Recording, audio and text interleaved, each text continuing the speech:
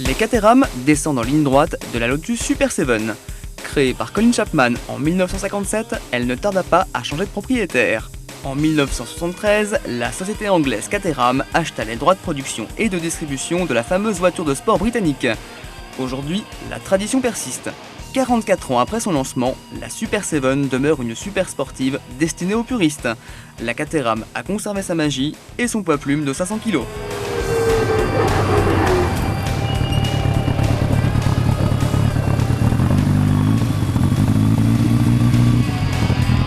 Anthony et Julien Beltoise, nos pilotes essayeurs émérites, ont cravaché pour nous deux versions totalement exclusives.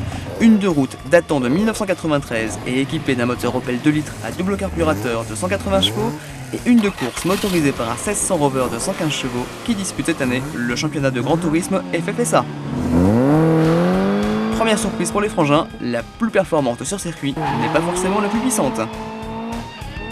La 1600 course est vraiment typée course avec une rigidité qui n'a rien à voir avec celle de route, aussi des pneus qui ont un meilleur agrément sur circuit et un freinage tout aussi efficace par rapport à celle de route, ce qui fait que c'est sûr, celle de route est très amusante, on perd de la motricité, on est en travers partout, mais autant autour, alors qu'elle a un moteur moins performant, celle de course est beaucoup plus sympa à conduire sur un circuit. Alors concrètement, qu'est-ce qui change sur deux voitures ? Ce qui change sur les deux voitures, Julien le disait, au niveau du freinage, mais il y a une voiture qui est plus lourde que l'autre. Donc la voiture de course freine beaucoup mieux parce que plus légère. C'est vraiment deux voitures très faciles à conduire et qui procurent beaucoup de plaisir sans se faire de frayeur. Voiture de course contre voiture de route, n'est-ce pas incomparable ? Si, on peut les comparer, c'est le même concept. Quand on se bagarre avec le volant, on voit toujours les roues avant qui bougent, chose qu'on n'a pas l'habitude de voir autre part que sur une monoplace et sur une voiture de course telle que celle-ci. Il y a une différence de moteur, il y a une différence de tenue de route, il y a une différence de rigidité, de comportement, mais la voiture c'est la même et on trouve du plaisir aussi bien sur la 2 litres de route que sur la 1600 de course.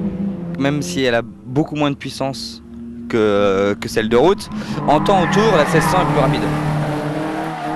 Déjà, on est dans un habitacle complètement dépouillé dans les deux voitures, avec une multitude de petits boutons qui fait penser vraiment à une voiture de course.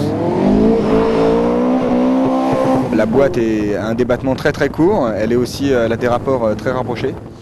Et au niveau des pédaliers, on est vraiment dans une ambiance course, parce que les pédales sont des microscopiques pédales très rapprochées, ce qui fait que pour monsieur tout le monde, c'est pas facile parce que quand il va freiner, il va avoir tendance à embarquer un peu l'accélérateur.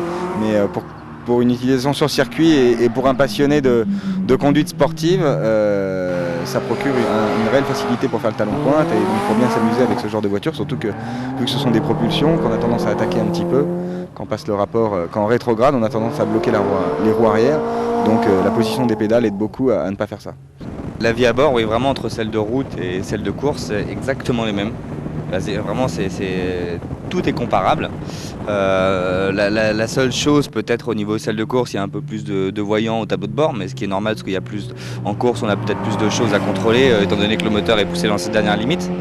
Au niveau de la boîte de vitesse, non, les boîtes de vitesse sont les mêmes. Je dirais que la boîte de la 2 litres a un étagement plus long, c'est normal, le moteur a plus de chevaux, alors que on joue plus sur la boîte avec la 1600. Mais vraiment au niveau des ambiances à bord, ce sont vraiment les deux mêmes voitures. Donc vous avez aussi également essayé une autre Caterham qui court dans un tout nouveau championnat en Angleterre, c'est l'Eurocup. Est-ce qu'il y a vraiment des grosses différences entre ces trois voitures que vous avez essayées ? Oui, celle-ci a une différence notable par rapport aux autres. Déjà, c'est sa puissance qui fait 200 chevaux et la puissance passe bien puisque c'est la seule voiture qui est équipée d'un autobloquant que n'ont pas les autres. Et donc, ce qui fait que la motricité est quand même mieux gérée. Donc, c'est plus difficile elle est plus facile à passer la puissance, mais la voiture est un peu plus fine à conduire puisque quand l'arrière part, c'est les deux roues arrière et pas seulement une qui patinent. Sinon, la grosse différence vraiment, c'est la conduite à droite aussi.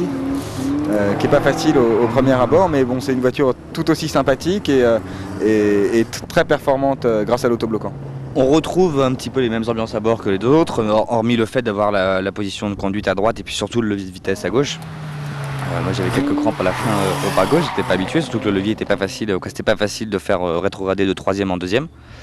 Mais sinon, c'est vrai que c'est une voiture beaucoup plus typée course, c'est-à-dire beaucoup plus rigide, beaucoup plus vive. Donc c'est vrai qu'il demande un pilotage beaucoup plus fin. On exagère quand même beaucoup moins son pilotage, il faut être très précis, très concentré. C'est vraiment beaucoup plus une voiture de course et rien qu'on le sent au moteur, au frein, à la tenue de route, c'est quand même beaucoup plus adapté et je pense qu'on n'a pas fait de chrono malheureusement, mais il y a une très grosse différence entre la 1600 de course et la voiture anglaise. Question rituelle, à quelle voiture pourrait-on les comparer? J'ai pas de référence précise parce que si cette voiture marche depuis si longtemps, c'est qu'elle n'a pas vraiment de concurrence et on n'a pas essayé dans Autolive des voitures qui se rapprochent de ça au niveau conceptuel. Maintenant, tout ce qui est Donkervoort qui s'inspire donc des Caterham et des Lotus Super 7 sont des voitures comparables mais ça reste vraiment dans la même lignée. Elle est vraiment unique dans une catégorie unique et c'est vrai que j'ai jamais eu l'occasion de comparer ses rivales directes, c'est-à-dire Donkervoort et autres. Mais c'est sûr, pour moi, j'aime beaucoup ce concept de voiture, d'être la tête dehors. Moi, je me vois bien vraiment l'été avec ça. Si on a envie d'attaquer sur les petites routes, on va faire beaucoup de plaisir. Si on a envie de rouler cool, on peut rouler cool. C'est vraiment multi-emploi, mais bon, c'est vrai qu'il faut quand même, comme on est aujourd'hui à Lédenon, dans le sud, il faut quand même des bonnes conditions météo. Position de conduite et répartition des masses sont-elles toujours d'actualité? On a une position qui est très allongée, avec très serrée, presque dans un baquet, et d'ailleurs celle de course nécessite un baquet pour la conduire.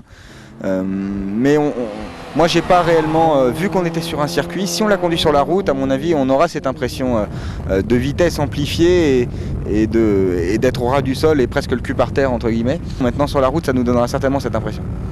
La répartition des masses, je pense, est très bien faite. Le seul petit reproche, je dirais qu'elle est un peu trop survireuse en entrée de virage, c'est-à-dire qu'on a le pied sur le frein.